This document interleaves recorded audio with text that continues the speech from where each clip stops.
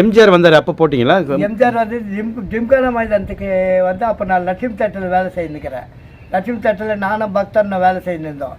அப்போ வந்து மெட்ராஸ்லேருந்து speaker set வச்சு எம்ஜிஆர் வந்தப்போ அது வேலை செய்யலை. திடீர்னு ஸ்டார்ட் ஆகிறதுக்கு அரைவருக்கு வேலை செய்யலை. அப்போ உடனடியாக லட்சுமி நாயுடு என்ன சொன்னார், என்னடா பண்ணுறக்குள்ளானார். நான் வரேன் லட்சுமி தேட்டருக்கு ஜீப் எடுத்துன்னு போயிட்டு சரஸ்வதி செட்டு இருந்துச்சு, அங்கேருந்து ஒரு ஆம்பளை பேர் ஒரு மைக்கெல்லாம் எடுத்துன்னு வந்து இதில் டிஸ்கனெக்ஷன் வச்சு எம்ஜிஆருக்கு மைக் போட்டு எம்ஜிஆர் மடமடன்னு ஏறுறாரு. எம்ஜிஆருக்கு செகண்ட் கொடுத்தேன். என் பக்கத்தில் எம்ஜிஆர், இந்த பக்கத்தில் ஜெயலலிதா மேடம், சொண்டிக்கார மகள், ரெண்டு பேரும் ரெண்டு பக்கத்தில் நின்றுக்கிறாங்க ஜிம்கானா கிரவுண்டில். நான் செகண்ட் கொடுத்துருக்கிறேன் எம்ஜிஆருக்கு. எம்ஜிஆர் செகண்ட் கொடுத்துருக்கோ ஒரு எஸ்ஐ இருந்தார் ஒரு இன்ட்ரெஸ்ட்டில். அவர் வந்து என்னை பிடிச்சி இசுக்கிறாரு எம்ஜிஆருக்கு செகண்ட் கொடுத்தோடனே. அவர் எம்ஜிஆர் என்ன சொன்னார், வானா விட்டுருங்கன்ட்டார். நான் அவர் வானாங்க விட்டுருங்கன்ட்டோன்னே நான் கை எடுக்கும்போது எம்ஜிஆர் வந்து இந்த கர்ச்சிப்பு வந்துடுச்சு என் கையில். அந்த கர்ச்சிப்பு என்கிட்டே இருந்துச்சு.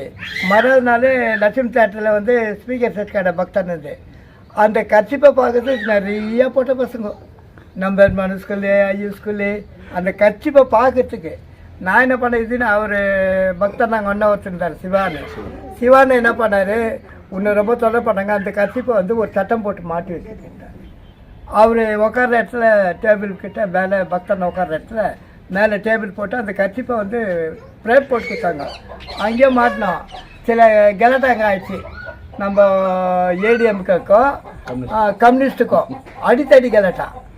அந்த இடத்துல அப்போது எல்லாம் 2 கடை அடிச்சிட்டாங்க.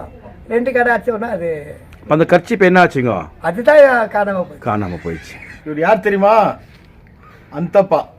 இவர் செல்லம்மா வந்து கோலார் தங்க வயலில் வந்து ஸ்டேஜ் அந்தோனி, பந்தல் அந்தோனி தான் கூடுவாங்க. இவர் வந்து ஆரம்ப காலத்தில் வந்து சரஸ்வதி செட்டு ஆப்ரேட்டர். யார் நம்ம பக்தாச்சலம் இருந்தார், அவங்க வந்து சரஸ்வதி சவுண்ட் சர்வீஸ் இருந்துச்சு. அந்த சரஸ்வதி சவுண்ட் சர்வீஸில் இவர் வந்து மெயின் ஆப்ரேட்டராக இருந்துக்குன்னு என்ன பண்ணுவார், துணி பந்தல் போடுவார். துணி பந்தல் போட்டார்னாக்கா ஒரே ஆள் தான், யாரையும் கூட எல்லாம் சேர்க்கறது கிடையாது. 2 அடி பாரு. அந்த சைக்கிள் ஒன்று வச்சுருக்குவார் இவர், யூக்களுக்கு ஒரு சைக்கிள் ஒன்று வச்சுருக்குவார். அதில் அந்த துணி பந்தலெல்லாம் எடுத்து கட்டிக்கின்னு இந்த புளியாங்கொட்டை இருக்கும், அது இந்த குண்டூசி எல்லாம் வந்து அது ரொம்ப ஃபேமஸ் சார், ரொம்ப ஃபேமஸ். அப்போ அதை எடுத்து வச்சுக்கின்னு என்ன பண்ணுவார், பாலக்காடு லைன்லேருந்து Marikuppam, Jendamedu, south block, west block வரலையும் இவர் போடாத இடம் கிடையாது. அந்த துணி பந்தல் ஒரே ஆள் தான், யாரு கூடலாம் இட்டுக்கிறதில்ல. அந்த பம்புங்கெல்லாம் எடுத்து சைடில் கட்டிக்குவார், துணி பந்தல் எடுத்து பின்னால் அந்த கேரியரில் வச்சுக்குவார். இவர் பாட்டு நேராக போய் பந்தல் போடுவார். சரஸ்வதி செட்டு ஆப்ரேட்டர் ஆக்கும்போது ஒரு 25,000 20,000 இவர் ஒரே ஆள் ஏறி கட்டுவார். எனக்கு கருத்து தெரிஞ்சு பிஷாப் ராமர் கோயிலில் இவங்க சரஸ்வதி செட்டு போடும்போது ஒரு 20 மைக் போட்டு சேலஞ்ச் பண்ணார். 20 மைக் போட்டு இவர் அப்போ 130 amplifier, valves amplifier first Saraswati set தான் வாங்குது ஆச்சுங்களா.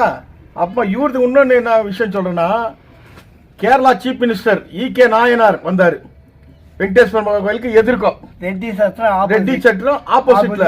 அப்போ நான் என்ன சொன்னேன், அந்தப்பா இங்கே ஈகே நாயனார் வராரு சீஃப் மினிஸ்டர் எலெக்ஷன் பிரச்சாரத்துக்கு, நீ பந்தல் போடணும்னாரு. அப்போ சொல்லி ராஜப்பா என்ன மாதிரி போடலான்னு, நான் ஒரு 200 கொடி தர, அருவாள் சுத்தி கொடி.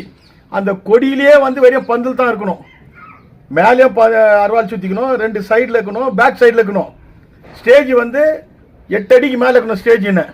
அதே மாதிரி கொடுத்து போட்டார் பாரு அந்த பந்தல். இதுவரையில யாருமே அந்த மாதிரி கொடி பந்தல் போட்டிருந்தே கிடையாது. அருவாள் சுத்தி பந்தல் ஆலோசனை பண்ணாங்க.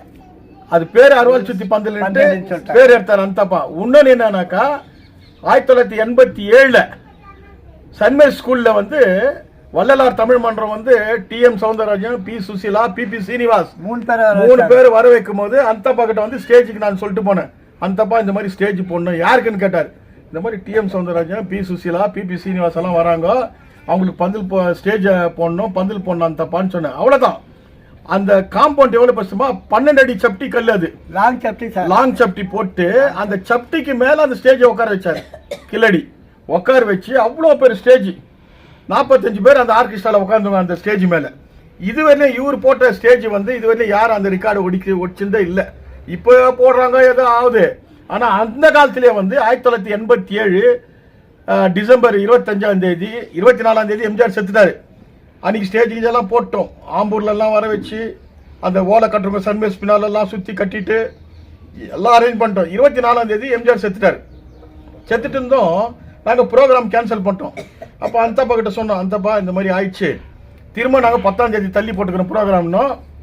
திரும்ப 10ஆம் தேதி எங்களுக்கு அதே ஸ்டேஜ் அடிச்சு கொடுத்தாரு. அதெல்லாம் மறக்க முடியாத சம்பவம். இன்னொன்று என்னன்னாக்கா, கம்யூனிஸ்ட் கட்சியில் எங்களது எலெக்ஷன் பிரச்சாரம் பொதுக்கூட்டம் எங்கே நடந்தாலும் ஒரு நாளைக்கு வந்து 2 இடம் 3 இடம் வந்து நாங்கள் பேசுவோம் பிரச்சாரம். தமிழ்நாட்டில் லீடர் வர வைக்கும், கர்நாடகாவில் லீடர் வர வைக்கும். வர வைக்கும் போது ஒரே நாளில் 3 இடத்துல ஸ்டேஜ் போச்சோன்னா அந்தந்த இடத்துல ஸ்டேஜ் ரெடியாக இருக்கும். 3 இடத்துக்கும் தமிழ்நாட்டில் இருந்து தான் வருவாங்க பேசுறதுக்கு. கம்யூனிஸ்டில் வரும்போது இவர் தான் போடுவார். அதே மாதிரி ஆர்பிஐயில் பொதுக்கூட்டம் நடந்துச்சுன்னா கூட எங்கே அவங்க சொல்கிறாங்க அங்கே போடுவார். அதே மாதிரி ஏடிஎம்கே அப்போல்லாம் இருந்தது.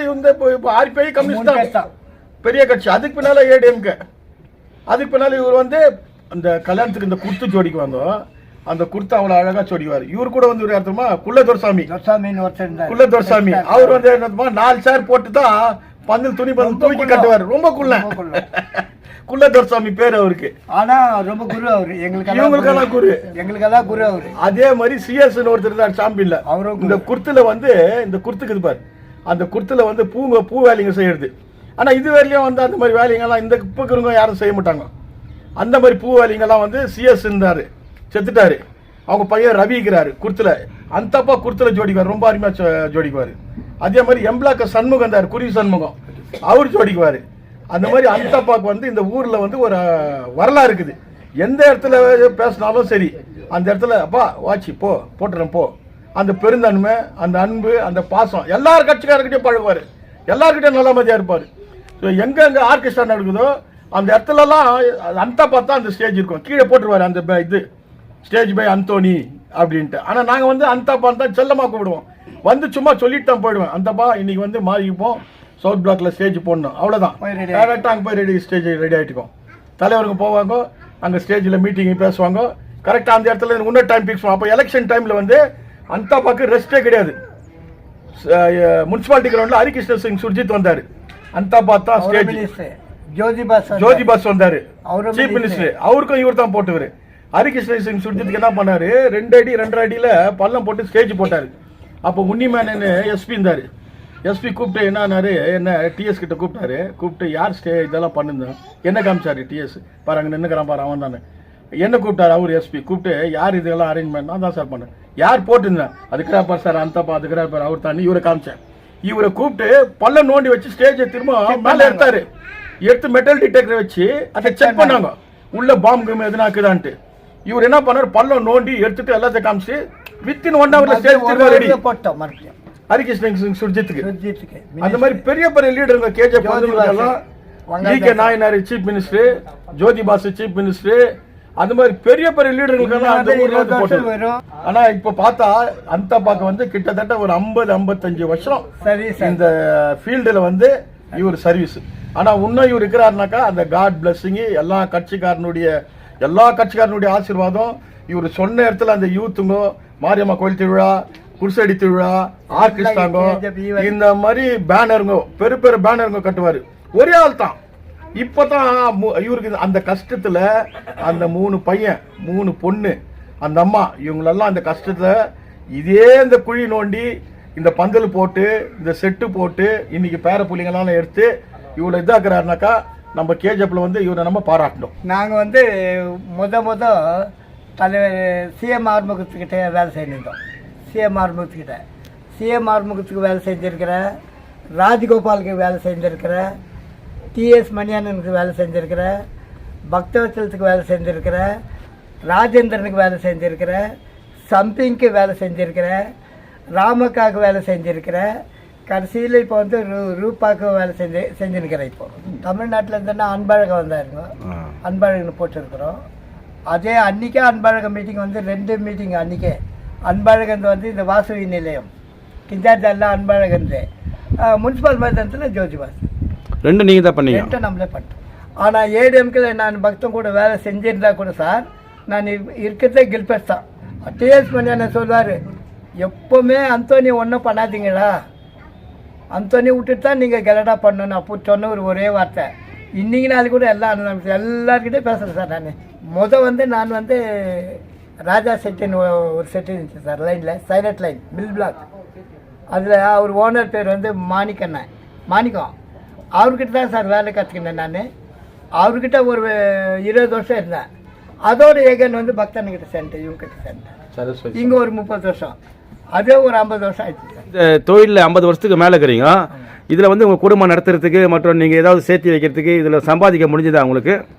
ஆனால் இதில் குடும்பம் நடத்தின்னு வரேன், பிள்ளை குட்டிங்களெல்லாம் வளர்த்து வீடு வாசலெல்லாம் இப்படியே இருக்கிறேன் சார். சேர்த்து வைக்கிற அளவுக்கு இப்போ இல்லை சார்.